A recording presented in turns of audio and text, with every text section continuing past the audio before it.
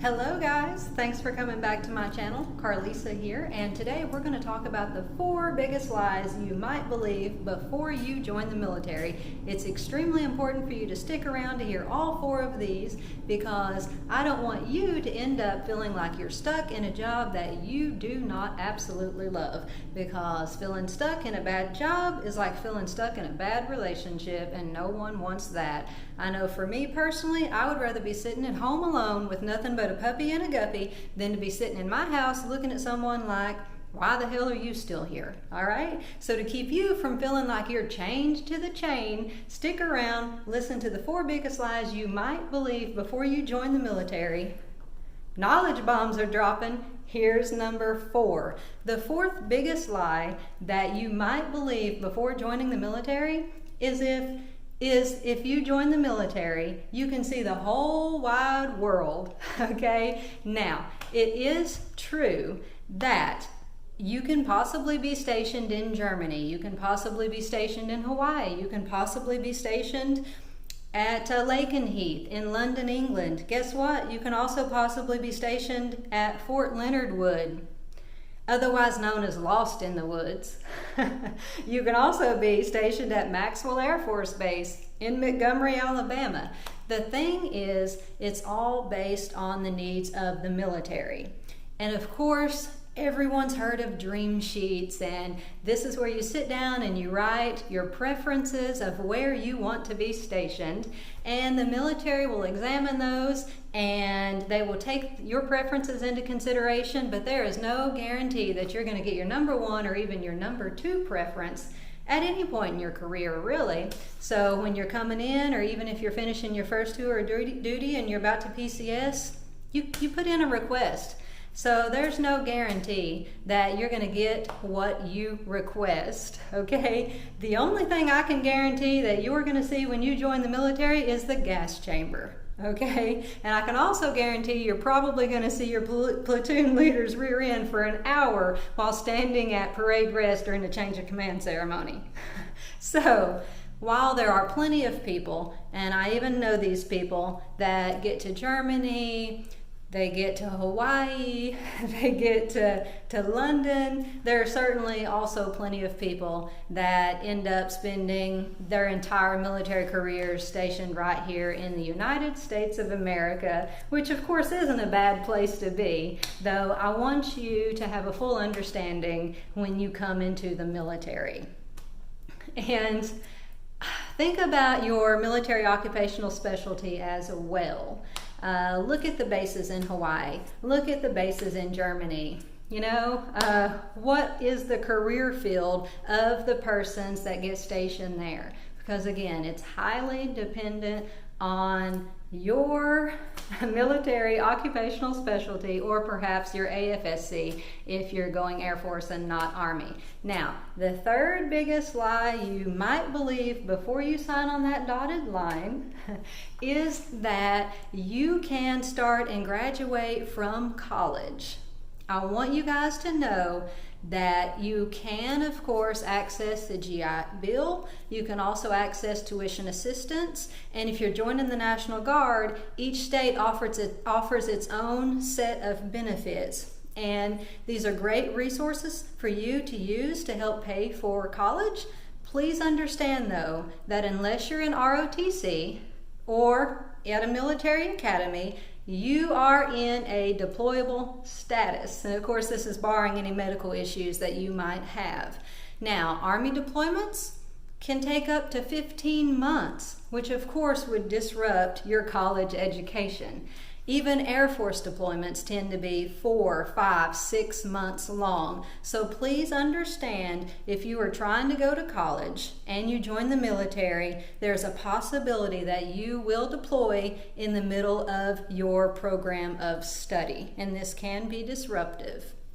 And if you are making this decision, I recommend that you talk to, the dean, the president, perhaps someone else in a high-level position, and let them know, hey, I'm in the military. How does your particular school handle it when someone here ends up getting deployed? because you want to make sure that you're still able to meet all of the curriculum requirements. A lot of schools are great about this and they'll allow you to deploy and come and pick things up where you left off. Others, however, are pickier, and they might tell you, oh, you have to finish this program in a certain amount of time, and if you deploy you can't do that and you have to start all over. So again, that is one of the lies you might believe before you sign on that dotted line. And again, once you sign on that dotted line, you are in for some years. So it's really important for you to understand the myths of the military. And that actually brings us to another lie that you might believe.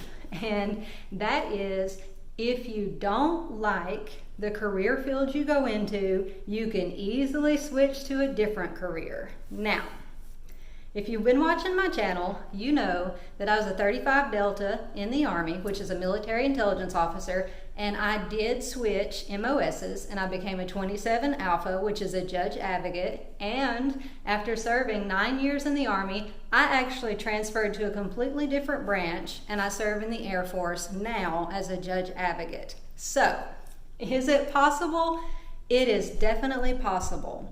However, you shouldn't believe that it's probable. Again, just with location, your specific job is going to be dependent on the needs of the military. The military is going to come first. You're going to come second. So, the best advice I can give you on this is please research every single MOS or AFSC if you're going Air Force. Make sure you have a good handle on what each occupational specialty consists of, and also make sure you study for the ASVAB, because your ASVAB score determines the job you qualify for. And so it's extremely important. I will drop a link below to a great website where you can go and you can study for the ASVAB, and the study questions are free of charge, and you know immediately whether you got the answer right or wrong. So please be sure you check that out in the link below. And that brings us to the number one lie that you might believe before you come into the military. And that is, once you sign on that dotted line, you can easily get out if you don't like the military. Whew, I wish it was that easy, but it's not. You will sign a contract that might lock you in for 8 years. You have to know how many years you're signing up for, and you also should understand that once you sign on that dotted line and you go to basic and you graduate from basic, you are locked down. Now, there are a few exceptions, and I will cover these briefly. One is for hardship, and very few people qualify for the hardship exception that I'm talking about. Let's say you're in the military and you still have a service obligation left on your contract, but you come down with a life-altering illness. That might qualify you to get out of the military based on a hardship. Or let's say you have, 3 children and your spouse unexpectedly passes and you don't have anyone to help you with childcare. That might also qualify you for a hardship, but keep in mind this hardship exception is limited. There's also another way you can get out, and this is if you become a conscientious objector.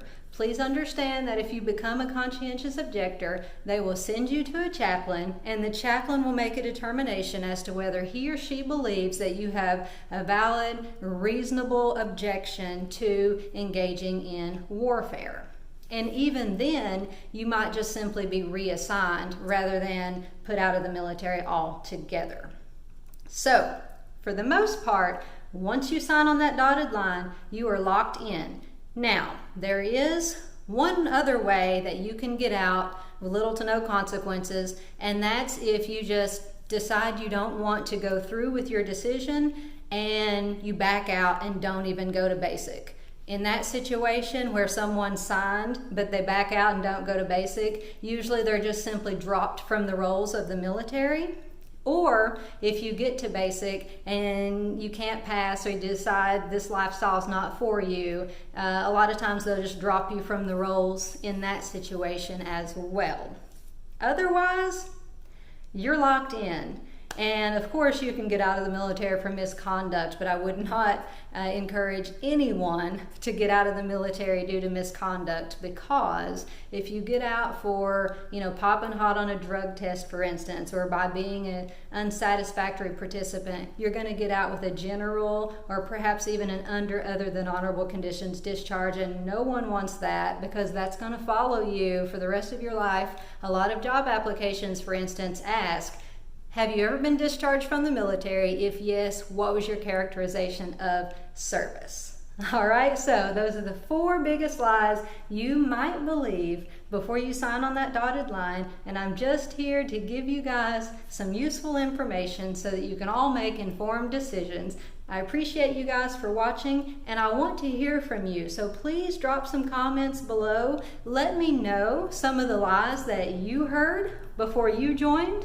And of course, if you're thinking of joining, drop in the comments below some information about what branch you're thinking about and what MOS you're thinking about, because I love hearing from you guys. Again, thanks for watching. I hope everyone's staying happy, healthy, and hopeful. Until next time.